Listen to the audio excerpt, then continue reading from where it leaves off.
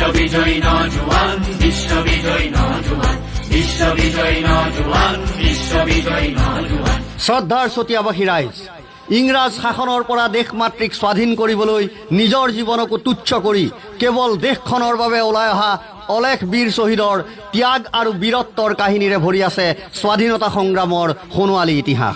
বিশ্ববিজয়ী নওজোৱান, বিশ্ববিজয়ী নওজোৱান, বিশ্ববিজয়ী নওজোৱান।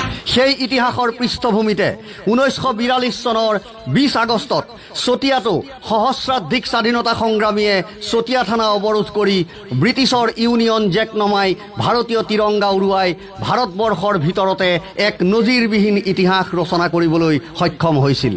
অমুক খবৰ ভয় নকৰিবি, মুক্তি যুঁজাৰু হুঁচিয়াৰ, হুঁচিয়াৰ।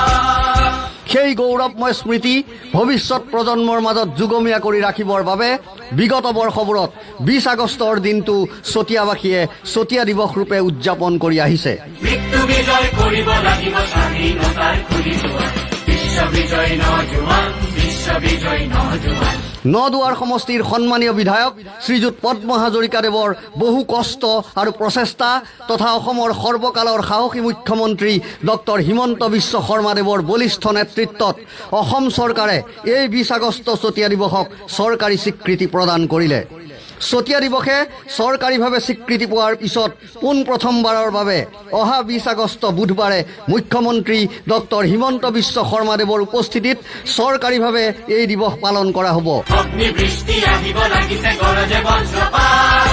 এই অনুষ্ঠানত প্ৰতিগৰাকী চতিয়াবাসীয়ে মাননীয় মুখ্যমন্ত্ৰীগৰাকীক চতিয়া দিৱসক প্ৰদান কৰা স্বীকৃতিৰ বাবে আন্তৰিকভাৱে কৃতজ্ঞতা আৰু ধন্যবাদ জনাবলৈ অহা 20 আগষ্ট বুধবাৰে পুৱা 9:30 চতিয়া উচ্চতৰ মাধ্যমিক বিদ্যালয়ৰ খেলপথাৰত সমবেত হৈ চতিয়া দিৱসটিক সাফল্যমণ্ডিত কৰি তুলিবলৈ বিনম্ৰভাৱে অনুৰোধ জনালোঁ।